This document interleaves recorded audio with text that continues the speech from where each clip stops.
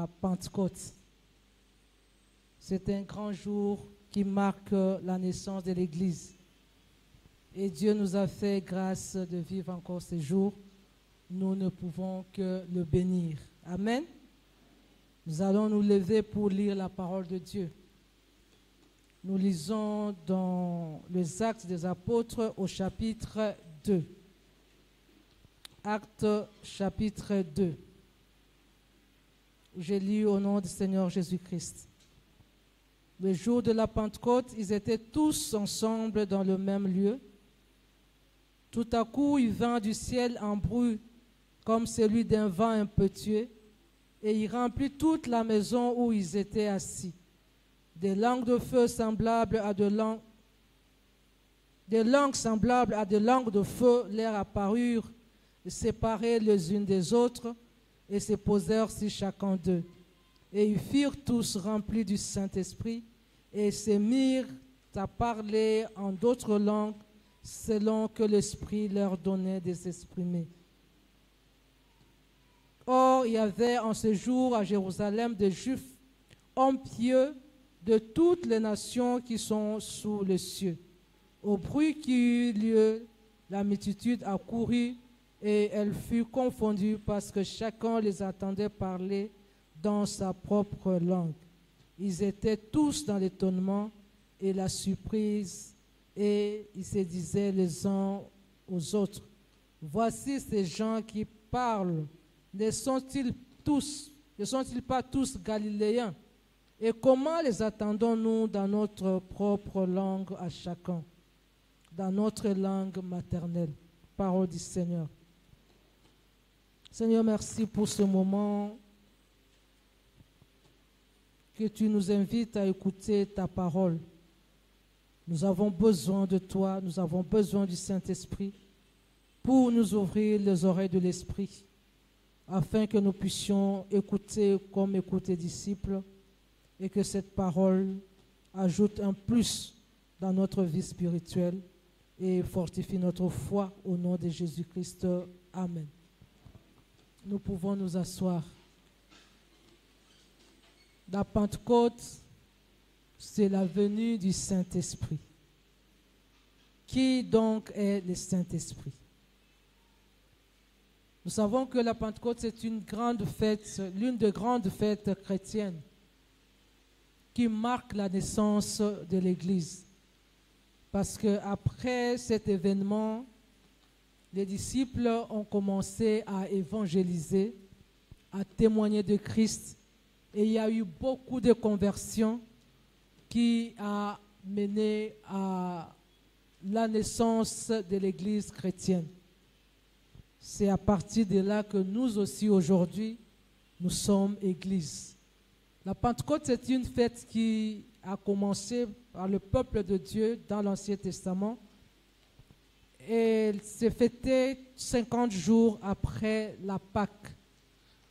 Et pendant cette fête, qui était aussi appelée fête de moisson, fête de semaine, le peuple de Dieu commémorait, ou le peuple de Dieu apportait les prémices de leur moisson à l'Éternel comme offrande,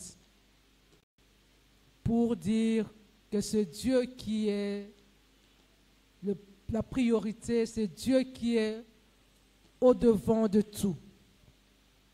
Pour nous, l'Église, aujourd'hui, la Pentecôte, nous célébrons la venue du Saint-Esprit et c'est aussi 50 jours après la fête de Pâques. Et c'est une grande fête pour nous parce que nous recevons le Saint-Esprit qui a été promis dans l'Ancien Testament par Dieu dans Joël 2, 28 et dans le Nouveau Testament par Jésus-Christ.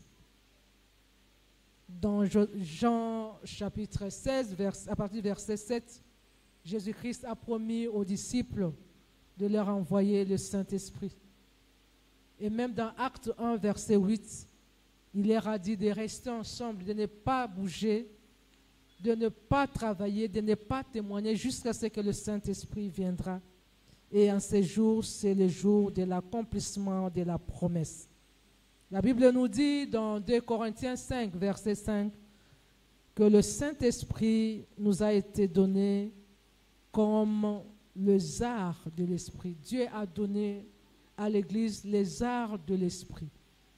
Et quand on parle des arts, on pense aux prémices, on pense à quelque chose à l'avant-goût de la vie éternelle promise par Dieu à son peuple.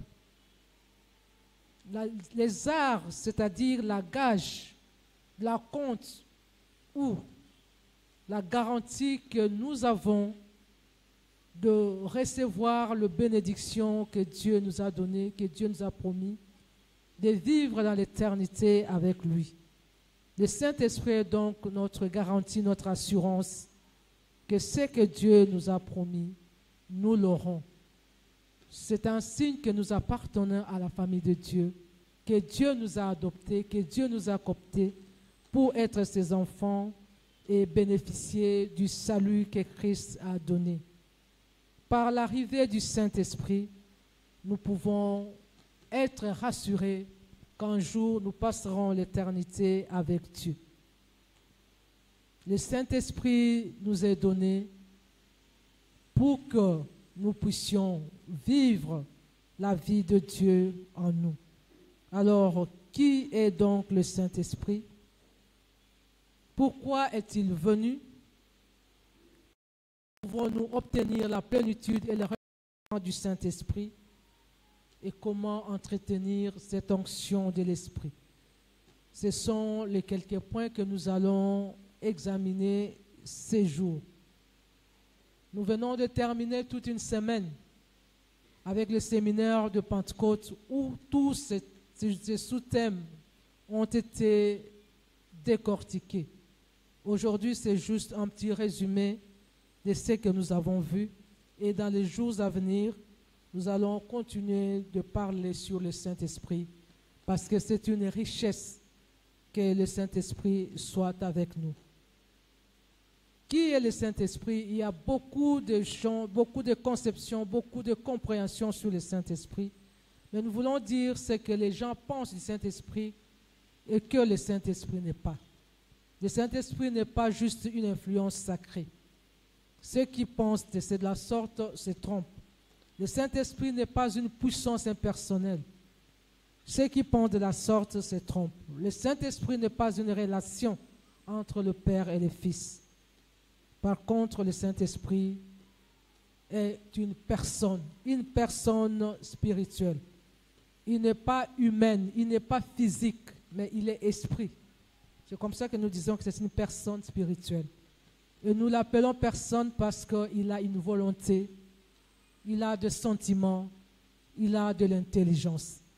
Ce sont les capacités qu'on ne peut avoir qu'une personne. Un animal ou une chose n'a pas ces capacités. Un pouvoir, une puissance n'a pas ces capacités. Lorsque nous lisons dans 1 Corinthiens 12 au verset 11, nous voyons que le Saint-Esprit a la volonté parce qu'il distribue les dons comme il veut, selon sa volonté. Donc le Saint-Esprit est une personne. En lisant Romains 8, versets 26 à 27, Éphésiens 4, verset 30, nous allons comprendre que le Saint-Esprit a des sentiments. Il peut sentir, il peut être content, il peut être triste. En lisant 1 Corinthiens 2, versets 10 à 13, nous voyons que le Saint-Esprit a de l'intelligence parce qu'il sonde, parce qu'il connaît. Ne peut donner de la connaissance que celui qui a la connaissance, c'est-à-dire celui qui est intelligent. Nous disons aussi que le Saint-Esprit, c'est une personne parce que le Saint-Esprit agit comme une personne. En lisant Jean 16, à partir du verset 13 à verset 14, nous allons voir les actions ou les actes que le Saint-Esprit est capable de mener exactement comme une personne. Le Saint-Esprit peut agir, le Saint-Esprit peut opérer, il peut réaliser. Le Saint-Esprit travaille. Le Saint-Esprit cherche. Le Saint-Esprit parle. Le Saint-Esprit témoigne. le Saint-Esprit enseigne, il rappelle, le Saint-Esprit dirige. On peut attrister le Saint-Esprit, on peut irriter le Saint-Esprit, on peut mentir au Saint-Esprit. Nous connaissons l'histoire d'Ananias et Saphira. Ils ont menti au Saint-Esprit. On peut tenter le Saint-Esprit, on peut frustrer le Saint-Esprit. Comme pour dire que le Saint-Esprit est une personne. Le Saint-Esprit n'est pas seulement une personne, mais c'est une personne divine, c'est-à-dire qu'il est Dieu. Il est Dieu ensemble avec le Père et le Fils. Nous croyons à la Sainte Trinité. Bien que le mot Trinité ne soit pas inscrit comme tel dans la Bible, mais il y a les réalités, il y a des passages qui montrent qu'il y a trois en un. Il y a trois personnes en un Dieu. Et ces personnes sont le Père, le Fils et le Saint-Esprit. Pourquoi nous disons que le Saint-Esprit est Dieu? C'est parce que dans la Bible, on associe toujours le Saint-Esprit avec le Père et le Fils. Lorsque nous voyons la formule baptismale que Jésus-Christ a recommandée aux disciples pour aller enseigner et baptiser, il a dit, vous les baptiserez au nom du Père, du Fils et du Saint-Esprit, pour dire qu'ils sont tous les trois sur le même pied d'égalité. Et les apôtres, quand ils bénissaient, dans leur formule de bénédiction, ils utilisaient aussi, ils associaient le Saint-Esprit à Dieu et à Dieu le Père et le Fils. Ils disaient par exemple, nous te bénissons, que la grâce de Dieu, l'amour de Dieu notre Père, la grâce de Jésus-Christ notre Sauveur et la communion du Saint-Esprit soit avec vous. Donc, et aussi, mettez le Saint-Esprit au même pied d'égalité que le Père et le Fils. Et dans la Bible aussi, le Saint-Esprit est appelé Dieu. Quand nous lisons l'histoire d'Ananias et Saphira dans Actes des Apôtres au chapitre 5, quand Ananias a comploté avec son épouse pour venir verser une portion et non la totalité de ce qu'ils ont vendu, l'apôtre Pierre a dit à Ananias, pourquoi as-tu menti au Saint-Esprit? Tu n'as pas menti aux hommes, mais tu as menti à Dieu. Donc pour dire que le Saint-Esprit est Dieu. Et lorsque nous lisons la Bible dans 1 Corinthiens 3 au verset 16, la Bible nous dit que le Saint-Esprit habite dans le chrétien. Et le corps du chrétien, c'est le temple de Dieu, le temple du Saint-Esprit. Et parce que le Saint-Esprit habite dans ce temple, c'est qu'il est Dieu. Et nous, en lisant aussi la Bible, dans plusieurs passages, nous voyons que les attributs de Dieu sont aussi attribués au Saint-Esprit.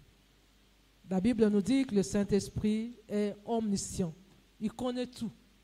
Le Saint-Esprit est omnipotent. Il est capable de tout. Il est capable de changer l'impossible à possible. Le Saint-Esprit est créateur.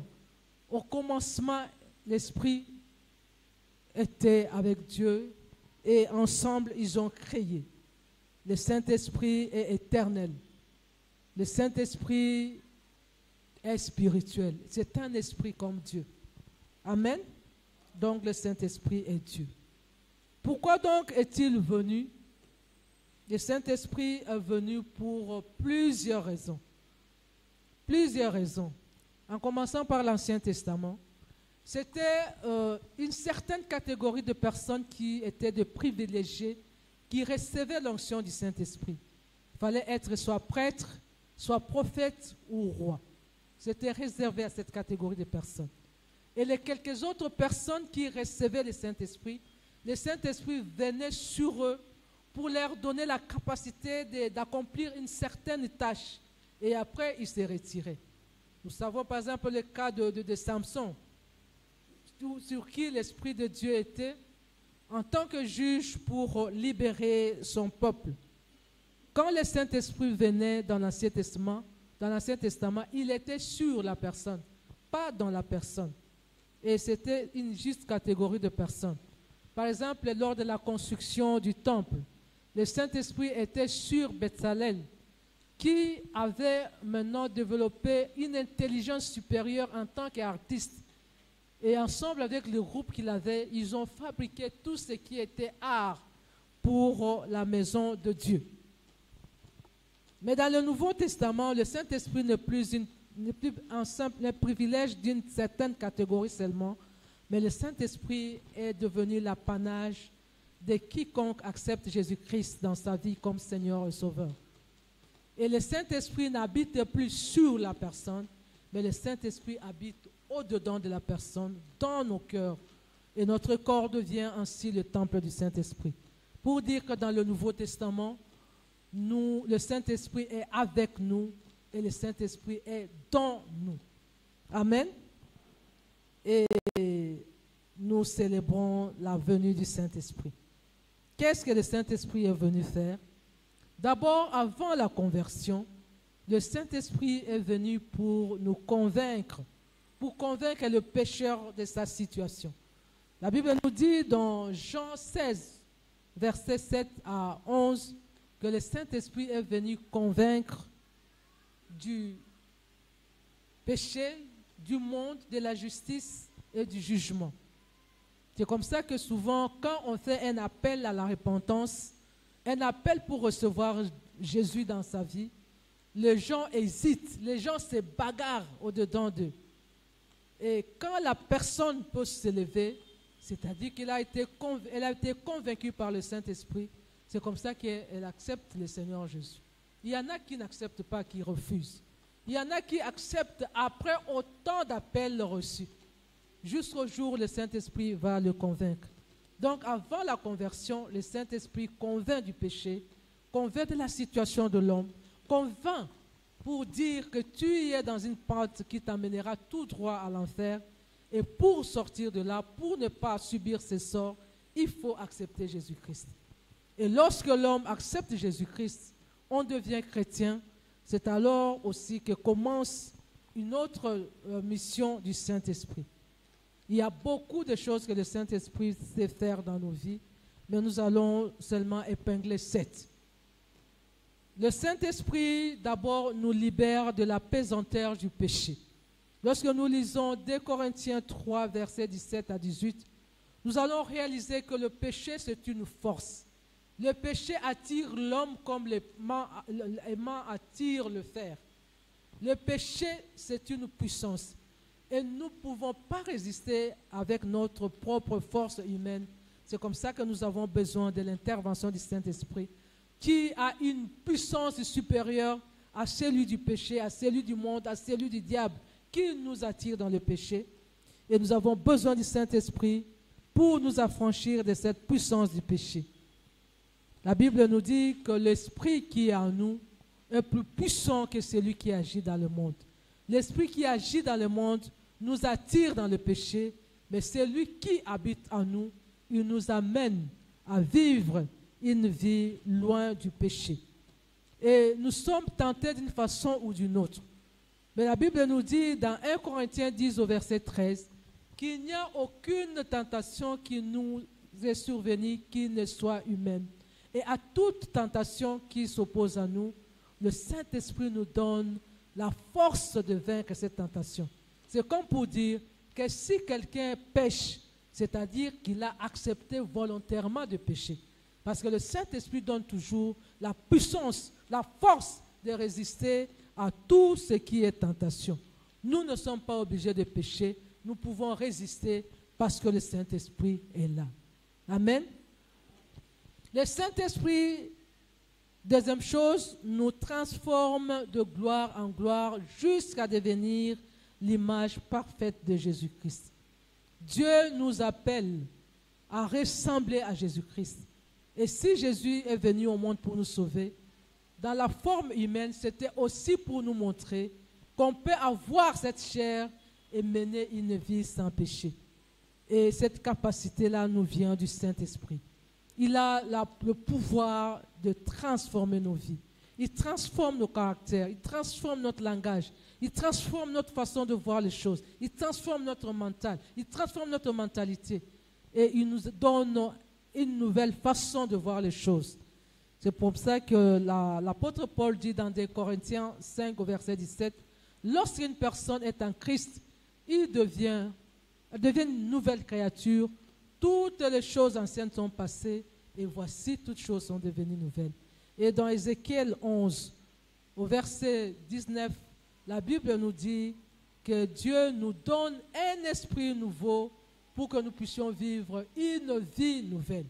Donc nous ne sommes pas obligés de mener une vie de péché, de mener une vie de médiocrité, parce que le Saint-Esprit est là pour nous transformer. Et lorsque le Saint-Esprit nous transforme, il crée en nous de nouvelles habitudes. Celui qui était une personne qui n'aimait pas les gens, le Saint-Esprit déverse l'amour dans son cœur. Le Saint-Esprit nous donne l'amour.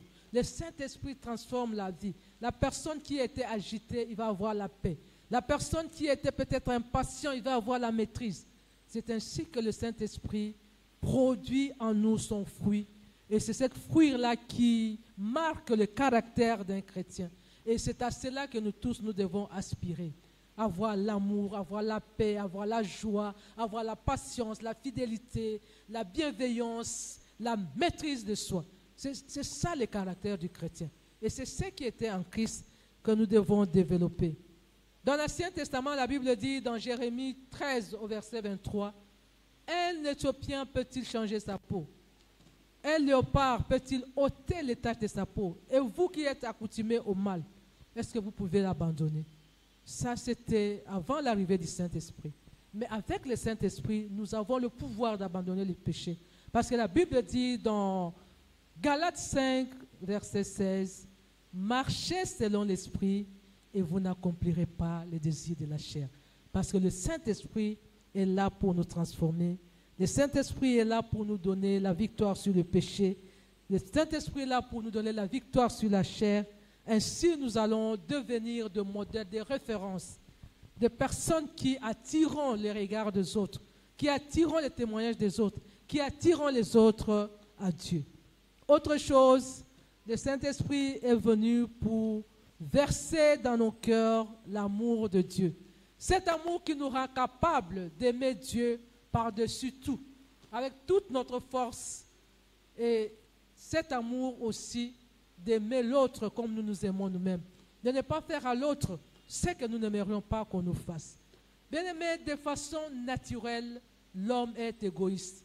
C'est comme ça même que les sages disent, la charité bien ordonnée commence par soi-même. Si ça ne dépendait que de l'homme, tous nous serons des égoïstes. Mais l'amour de Dieu qui est versé dans nos cœurs par le Saint-Esprit nous donne la capacité, la force d'aimer l'autre. Et même la force d'aimer notre ennemi. Quand Dieu nous demande d'aimer nos ennemis, c'est parce qu'il sait que le Saint-Esprit nous donne cette force-là. Avec l'amour du Saint-Esprit dans nos cœurs, l'amour de Dieu, cet amour inconditionnel, cet amour gratuit, cet amour sans calcul, cet amour constant, Dieu nous rend capables d'aimer même les personnes qui ne sont pas aimables, d'aimer même les personnes qui nous font du tort, d'aimer même les personnes méchantes autour de nous, parce que nous avons l'amour de Dieu en nous, par le Saint-Esprit. 1 Corinthiens 13 décrit cet amour. C'est un amour qui croit tout, un amour qui supporte tout, un amour qui patiente, un amour qui pardonne tout. Et c'est cet amour que le Saint-Esprit déverse. Et cet amour nous pousse à agir et réagir comme le ferait le Seigneur Jésus-Christ. Le Saint-Esprit est venu aussi pour ôter et éclater les jougs qui nous empêchaient de faire de progrès dans nos vies. Il y a des gens qui, à cause de ce qu'ils ont fait dans leur vie, à cause de ce qu'on a fait dans leur famille, sur eux, à leur nom, on porte en eux un joug qui les empêche de faire de progrès dans la vie. Là où les gens peuvent passer facilement, lui, il ne peut pas passer parce que le joug est là et ça lui barre la route. On peut lire ça dans Isaïe 10, verset 27. Le Saint-Esprit ôte et brise le joug pour nous libérer afin que nous puissions faire de progrès dans la vie. Donc, celui qui menait une vie d'échec, une vie de blocage, une vie de retard, une vie, je ne sais pas, de malédiction, avec la venue du Saint-Esprit, il est capable de vivre dans la libération, de vivre la délivrance, de vivre une vie de progrès. Le Saint-Esprit est venu aussi pour donner aux enfants de Dieu une connaissance approfondie des Écritures, de la parole de Dieu et aussi le discernement. Bien-aimés, si nous pouvons comprendre, si nous pouvons tirer des bonnes leçons, si nous pouvons tirer des bons enseignements dans la Sainte Bible, c'est parce que le Saint-Esprit donne cette intelligence, cette compréhension. Parce qu'il y a des gens qui tordent l'Église. La Bible en parle, l'apôtre Paul le dit. Il y a des gens qui tordent les sens de l'Écriture. Ils ont une intelligence obscurcie. Ils racontent n'importe quoi en rapport avec les versets de la Bible qui n'ont rien à voir avec le contexte original. Mais avec l'arrivée du Saint-Esprit, il nous donne l'intelligence nouvelle. Nous pouvons comprendre la vérité de la Bible et pouvoir même partager, pouvoir même l'expérimenter, le vivre dans nos vies. Le Saint-Esprit donne aussi le discernement. Il y a des gens qui ne peuvent pas faire la distinction entre un faux enseignement et un vrai enseignement parce qu'ils ont l'intelligence obscurcie, ils n'ont pas le discernement. Mais lorsque le Saint-Esprit vient, il nous donne le discernement. C'est comme ça que Jésus dit dans Jean 10, à partir du verset 27, il dit « Mes brebis ne peuvent pas suivre le mercenaire parce que mes brebis écoutent ma voix. Ils savent reconnaître ma voix et ils me suivent. » Et reconnaître la voix de Dieu, la voix de Jésus-Christ, c'est-à-dire que tu as le discernement. Tu sais dire que cette parole que j'écoute maintenant, ça vient de Dieu, c'est la voix de Dieu. Et cette parole que j'écoute ailleurs, c'est la voix d'un mercenaire, c'est la voix d'un faux prophète, c'est la voix d'un faux pasteur. Je ne peux pas suivre. Ça, c'est l'œuvre du Saint-Esprit. Le Saint-Esprit nous donne la qualification. Il nous qualifie et nous équipe en vue de servir le Seigneur. Bien-aimé, personne ne peut servir Dieu avec ses propres efforts, avec sa propre volonté. Nous avons besoin d'être équipés et qualifiés par le Saint-Esprit. C'est ainsi que la Bible nous dit que le Saint-Esprit donne des dons divers à des personnes différentes. Il ne donne pas le même don à plusieurs personnes ou à une église, mais à chaque personne, il donne un don différent. Nos frères tout à l'heure chantaient bien parce qu'ils ont ces dons-là. Il y a nos bien-aimés de la sécurité du protocole qui sont là, ils ont leurs dons. Il y a nos amis des prêtres qui ont leurs dons pour pouvoir servir. Chacun de nous a sa place, chacun de nous a son don. Et ça, c'est l'œuvre du Saint-Esprit.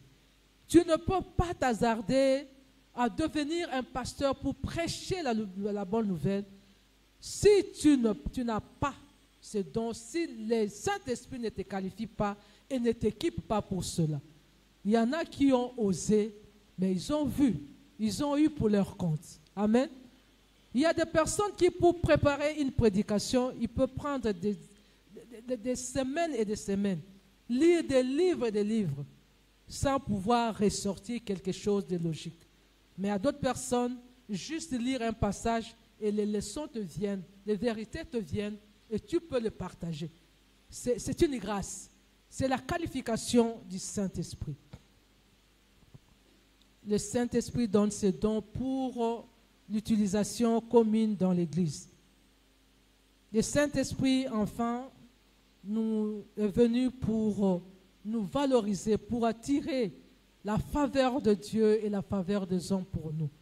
Bien-aimé, personne ne peut s'élever pour te faire du bien si ce n'est pas Dieu qui l'envoie et par le Saint-Esprit.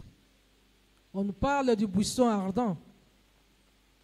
Dans Exode 3, c'est une plante qui n'a aucun éclat, que les gens n'aiment même pas toucher parce qu'il y a des épines. On ne peut même pas s'abriter dessous. Mais le jour où la flamme du Saint-Esprit s'est posée sur cet arbre, le buisson ardent a attiré les regards de gens. En l'occurrence, Moïse, qui était l'appelé de Dieu. Bien-aimé, lorsque le Saint-Esprit te révèle de son onction, tu vas attirer de bonnes personnes à toi. Tu vas attirer de bonnes choses. Tu vas avoir de bonnes opportunités. Par contre, si cette faveur du Saint-Esprit n'est pas sur toi, tu vas attirer que les mauvaises personnes. Il y a des personnes qui ne sont contactées ou connectées qu'à de mauvaises personnes. Tu te dis, mais qu'est-ce qu'il a fait pour mériter ça? C'est parce qu'il n'a pas l'onction du Saint-Esprit. Le Saint-Esprit nous donne cet avantage de sortir de l'anonymat parce que son onction est sur nous. Bien-aimés, nous voulons juste dire que nous avons besoin d'être remplis du Saint-Esprit. Nous avons besoin de la plénitude du Saint-Esprit. Nous avons besoin d'être oints par le Saint-Esprit, l'onction du Saint-Esprit, le revêtement de la puissance du Saint-Esprit. Et c'est ça qui va faire que nous puissions vivre tout ce pourquoi le Saint-Esprit est venu. Alors, la question est de savoir comment être rempli du Saint-Esprit et comment être revêtu de l'onction, de la puissance du Saint-Esprit. Bien-aimés, nous en avons besoin. Pourquoi? Parce que Dieu nous a créés pour dominer. Lorsque nous lisons Genèse 1, à partir du verset 26 à 28, Dieu dit, il a créé l'homme à son image, à sa ressemblance, et il a ordonné à l'homme d'assujettir, de dominer sur tout ce qui est créature de Dieu. Donc nous sommes créés pour dominer. Et nous pouvons lire ça aussi dans Psaume 8. La Bible dit, le psalmiste dit, qu'est-ce qui est l'homme pour que tu prennes soin de lui? Tu l'as créé de peu d'inférieur à toi. Et tu l'as doté des capacités pour qu'il règne au-dessus de toutes les créatures. Et dans Psaume 68, verset 29, Dieu ordonne que tu sois puissant. Et cette puissance, nous la recevons par le Saint-Esprit. Amen. Comment recevoir cette puissance? Nous la recevons par la nouvelle naissance. Nous avons tout à l'heure dit que lorsque quelqu'un est encore païen, le Saint-Esprit travaille en lui, il le convainc jusqu'à ce qu'il va recevoir. Et lorsqu'il reçoit le Saint-Esprit, il reçoit Jésus-Christ, le Saint-Esprit habite dans son cœur. Et c'est alors que le Saint-Esprit va commencer à le remplir de sa plénitude et de son onction. Le Saint-Esprit, nous recevons aussi l'onction du Saint-Esprit et la plénitude du Saint-Esprit par une vie de sanctification, une vie de séparation d'avec les péchés. Le Saint-Esprit, donc Esprit Saint. Quelque chose qui est saint, c'est séparé du péché, c'est séparé du mal, c'est séparé de la souillure et de l'impureté. Et si nous voulons que le Saint-Esprit continue à nous remplir, continue à nous oindre, à nous équiper, à nous utiliser, nous devons nous séparer du péché. Pour recevoir l'onction du Saint-Esprit, nous devons aussi faire des exercices de piété par la prière, par le jeûne, par le veiller, par la retraite, par la méditation de la Bible. Et tout ça pour que nous puissions demander dans la prière l'onction du Saint-Esprit. C'est par la prière que l'Esprit fortifie notre être intérieur. Et lorsque l'être intérieur est fortifié, c'est alors que même sur le plan extérieur, on peut exprimer cette force, cette puissance. Nous recevons aussi le Saint-Esprit par l'imposition de main des aînés, des gens qui ont été consacrés, appelés par Dieu, mis à part par Dieu, consacrés par Dieu. Parce qu'eux-mêmes ayant été oints, ils ont aussi cette capacité, cette autorité de oindre les autres en imposant les mains. Mais seulement il faut faire attention. Parce que tout celui qui se dit oint de Dieu n'est pas toujours oint de Dieu. Il y en a qui utilisent les feux étrangers. Il y en a qui utilisent une onction autre que celle du Saint-Esprit. Et si une telle personne t'impose les mains, papa a l'habitude de dire, l'homme de Dieu qui impose ses mains sur toi te transmet ce qu'il a en lui. Et s'il a un esprit de Python, c'est l'esprit de Python qui va te transmettre. S'il a l'esprit de ses ancêtres, c'est cet esprit-là qui va te transmettre. Mais celui qui a l'esprit de Dieu te transmettra l'onction de Dieu C'est ainsi qu'on doit être très, très, très regardant pour ne pas donner sa tête à n'importe qui. Amen. Enfin, nous recevons le Saint-Esprit, nous recevons l'onction du Saint-Esprit par une vie de louange et d'adoration. Parce que c'est Dieu qui oint. Et lorsque nous passons notre temps dans la louange, dans l'adoration, là où Dieu est élevé, là où Jésus-Christ est adoré, c'est là où le Saint-Esprit agit et c'est là où le Saint-Esprit déverse son onction. Bien-aimés, selon la Bible, dans 1 Pierre, chapitre 2 au verset 9, lorsque nous lisons aussi Apocalypse 1:6 et Apocalypse 5:10, de ces trois passages, la Bible nous dit qu'en devenant chrétiens, nous devenons des prêtres, de prophètes et de rois. C'est-à-dire que nous méritons cette onction qui était privilège pour les prophètes, les prêtres et les rois dans l'Ancien Testament. Donc pour dire que nous avons besoin de désirer d'avoir ces trois sortes d'onction. Il y a d'abord l'onction sacerdotale. C'est cette onction qui nous permet d'entrer dans la présence de Dieu, de nous présenter devant Dieu, apporter les problèmes des hommes à Dieu et recevoir les réponses de Dieu pour les hommes. C'est cette onction-là qui nous permet d'entrer dans les lieux saints, dans les saints de saints, sans nous rougir, parce que nous sommes prêtres. Amen. Amen. Tout chrétien qui mène une vie de sanctification peut s'élever et agir en prêtre avec cette autorité-là de pouvoir intercéder, de pouvoir parler des hommes à Dieu et de parler de Dieu aux hommes. Donc ça exige une vie de séparation avec le péché. Nous avons aussi l'onction royale. L'onction royale, c'est cette onction qui nous donne l'autorité par notre union avec Christ de dominer, d'ordonner les changements de situation et ça va s'exécuter parce que nous opérons dans la dimension de roi. Lorsqu'un roi ordonne, ce qui suit, c'est l'exécution. On ne discute pas les ordres du roi. Amen. Amen. C'est ainsi que le roi a le droit de vie et de mort. Lorsque le roi dit que cette personne doit mourir aujourd'hui, personne ne va discuter. Et personne ne peut intercéder pour toi. Amen. Donc, en tant que roi, et par l'onction royale que Dieu nous donne, par le Saint-Esprit, nous pouvons ordonner des changements, des situations dans notre vie, dans notre famille et même dans notre pays. Amen.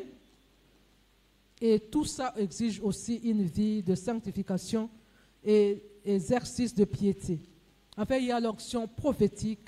C'est cette onction qui nous permet de jeter un coup d'œil dans les secrets de Dieu. Ça nous permet d'entrer dans les secrets de Dieu. Ça nous permet d'être au courant de ce que Dieu planifie, de connaître le plan de Dieu. Et par cette onction prophétique, nous pouvons aussi proclamer, déclarer des choses et cela va se réaliser parce que le Saint-Esprit est avec nous. Amen. Dieu a dit dans Joël 2, 28, il y aura le temps où vos fils et vos filles prophétiseront avec l'onction du Saint-Esprit. Donc nous pouvons prophétiser, nous pouvons entrer dans le plan, dans les secrets de Dieu. Bien-aimé, le Saint-Esprit est venu nous oindre et nous remplir de la puissance pour nous permettre d'agir, d'opérer en tant que prêtre, en tant que roi et en tant que prophète. Pour cela, nous devons être toujours revêtus du Saint-Esprit, revêtus de la puissance, de la plénitude du Saint-Esprit et de son onction. Et nous devons tout faire pour entretenir cette onction. Et c'est par là que nous allons terminer. Comment entretenir l'onction du Saint-Esprit? L'onction, c'est comme une flamme.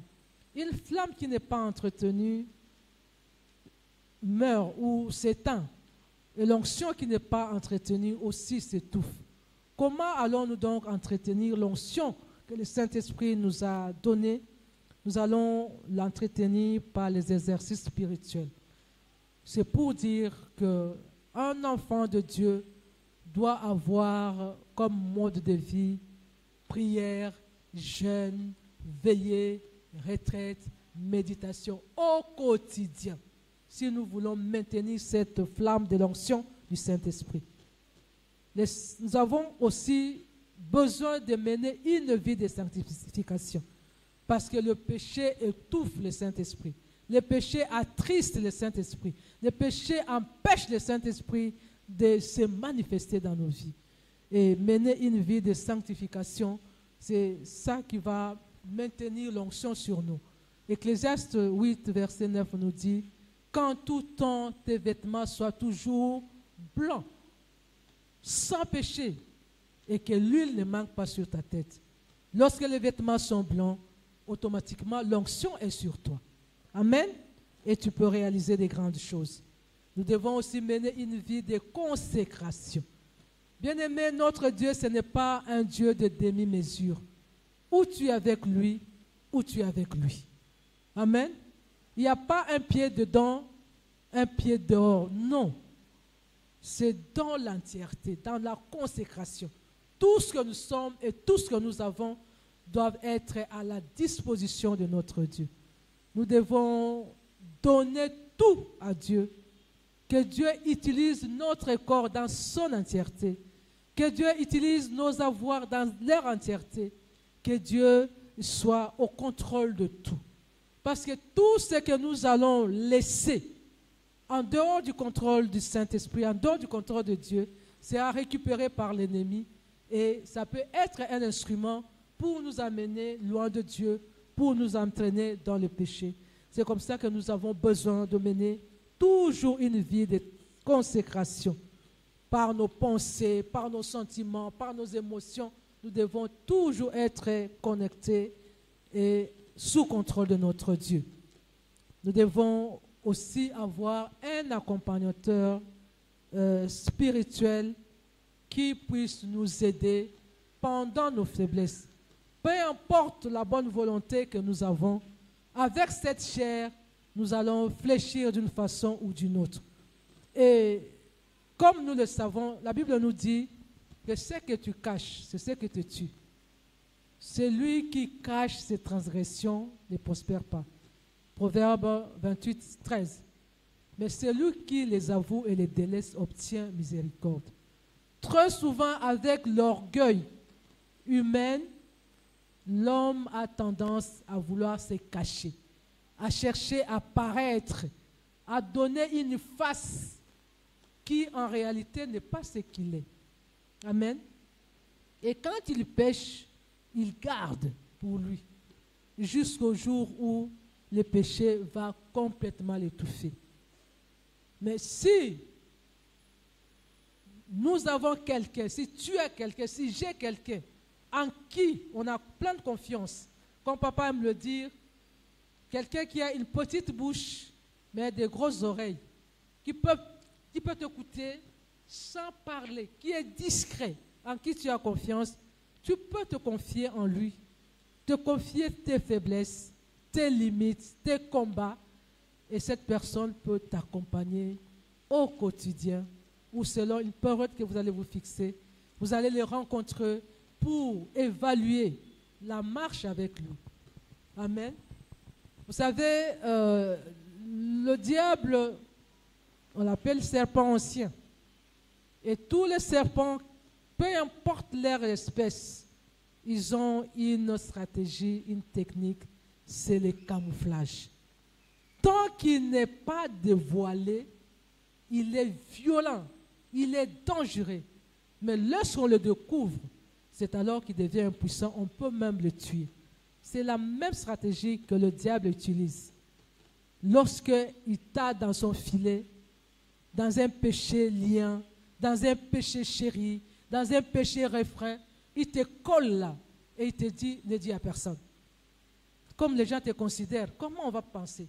Comment on va te trouver? Non, non, non, non, non.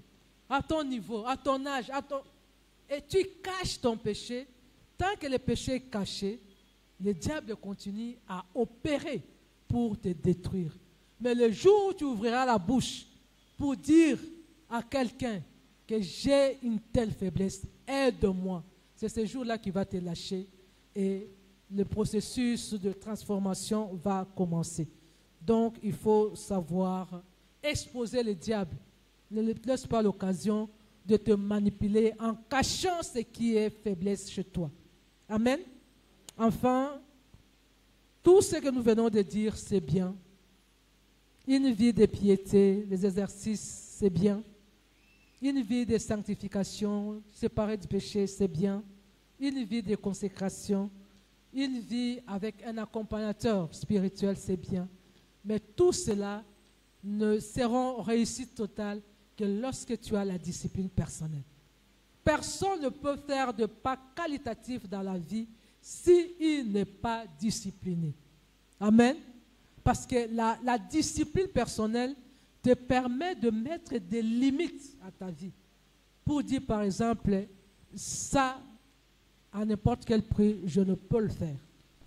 Je peux chercher l'argent de toutes les manières, mais sauf par tel moyen qui exploite les péchés. Je peux tout faire, sauf me compromettre. Quand tu te mets déjà des limites, tu es déjà gagnant. Parce que ces limites-là vont te protéger et Dieu va te donner sa grâce. Pour conclure, je dirais tout simplement que nous avons, chacun de nous, en ce qui les concerne, a besoin du Saint-Esprit. Tu as besoin du Saint-Esprit, tu as besoin de l'onction du Saint-Esprit, tu as besoin d'être rempli du Saint-Esprit. Moi, autant. Parce que là où est l'Esprit de Dieu, c'est là où est la liberté. Avec l'onction de Dieu, avec l'onction du Saint-Esprit, tu ne seras esclave de personne. Tu ne seras esclave d'aucun vice. Tu ne seras esclave d'aucun péché. Tu ne seras esclave d'aucune faiblesse. Parce que le Saint-Esprit libère. Le Saint-Esprit affranchit. Quand le Saint-Esprit est avec toi et t'est rempli de son onction, il va te rendre libre de toute oppression. Personne ne va t'opprimer. Personne ne va t'envoûter. Personne ne va te faire du chantage. Parce que tu es libre de tout. Il n'y a rien de caché en toi. Il n'y a rien de flou en toi. Il n'y a pas de compromission. Tu es libre. Le Saint-Esprit en toi va changer ta situation. Il va changer ta condition parce qu'il a le pouvoir de rendre possible tout ce qui est impossible. Ce que tu ne pouvais pas faire autrefois, avec l'onction du Saint-Esprit, tu peux le faire pour te libérer de la médiocrité, de la pauvreté, de l'opprobre et de toute vie de malédiction qu'on t'a imposée, parce que le Saint-Esprit libère. Le Saint-Esprit est clair. Le Saint-Esprit illumine. Il va t'aider à voir clair dans ta vie parce qu'il va diriger chacun de tes pas avec sa lumière. Tu ne vas pas marcher dans l'obscurité. La Bible dit il y a les temps où le peuple a marché dans l'obscurité, il a marché en tâtonnant, mais avec la lumière du Saint-Esprit, tu vas voir clair. Tu sauras où poser ton pied, tu sauras quoi faire, comment le faire, quand le faire et tirer des résultats parce que le Saint-Esprit illumine. Le Saint-Esprit vivifie. C'est l'esprit de vie. Il a ressuscité Jésus-Christ d'entre les morts. Il a donné la vie aux ossements desséchés. Il est capable de donner la vie, même à tes organes qui sont morts, qui sont malades, qui sont détruits, parce que c'est lui qui est le restaurateur de brèches. Le Saint-Esprit a la capacité de guérir de toute maladie, parce qu'il vivifie. Les fabricants de véhicules, de machines, ont fabriqué des pièces de rechange. Pensez-vous que le Créateur n'a pas prévu cela? Il y a le Saint-Esprit qui peut recréer les organes qui sont morts en vous. Le Saint-Esprit est capable de restaurer les familles. Là où il n'y a plus l'amour, il va déverser son amour. Là où il y a la division, il va restaurer l'unité. Là où il y a incompréhension, il va restaurer la paix. Nous avons besoin du Saint-Esprit. Et le Saint-Esprit, c'est le don, c'est le meilleur don que Dieu nous a donné, qui garantit que nous appartenons à Dieu, que nous sommes sa propriété privée, qu'aujourd'hui, nous pouvons vivre tous les bénéfices de sa venue et demain, aller vivre avec lui dans l'éternité. Et c'est comme ça que le Dieu nous scelle par son Saint-Esprit. Vivons chaque jour, chaque instant de notre vie sous la mouvance du Saint-Esprit et nous serons des personnes distinguées, nous serons des personnes qui attireront les regards des autres. Que Dieu bénisse sa parole.